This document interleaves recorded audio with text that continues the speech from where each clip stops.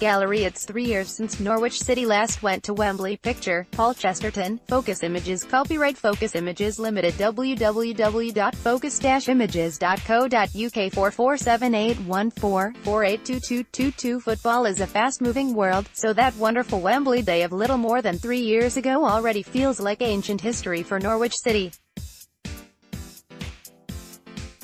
Much yellow and green water has passed below Que Sera Bridge since the excitement of a first trip to the National Stadium in 30 years had sparked a Norfolk exodus to North London.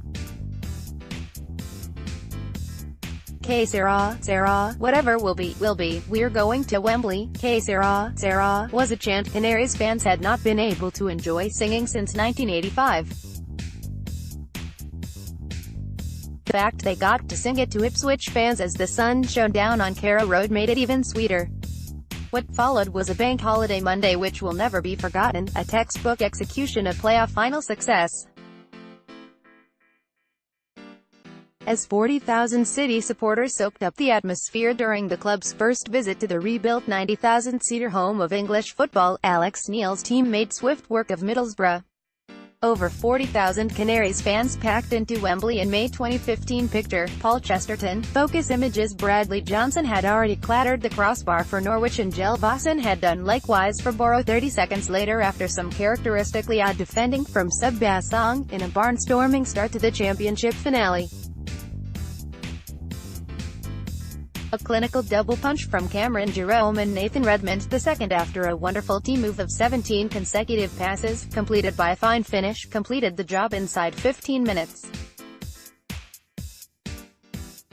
Jerome's cheeky close-range finish was technically the first goal scored by a Norwich player at Wembley, as the Milk Cup final success at the old stadium in 1985 was settled by an own goal from Sunderland defender Gordon Chisholm, forced by Asa Hartford. The first Canaries visit to the famous stadium had arrived in 1973, when Tottenham claimed the League Cup with a 1-0 win, and was followed 2 years later by a defeat by the same score to Aston Villa in the same competition. Football has changed however, and with the riches of the Premier League that await, a playoff final win is now estimated to be worth at least £160 million to the victor. Stephen Whittaker congratulates Nathan Redmond on his playoff final goal. Picture, Paul Chesterton. Focus Images. So what will it take for Daniel Farke to lead the class of 2018-19 to Wembley? If you count out a cup final, it will take an upturn of around 15 points to make the playoffs. Last season 60 points took Farke's team to 14th, and the average to finish 6th in the past 10 years is 74 points. Over to you, Daniel. Norwich City A-Z, P is for pubs, as our alternative series enters dangerous territory.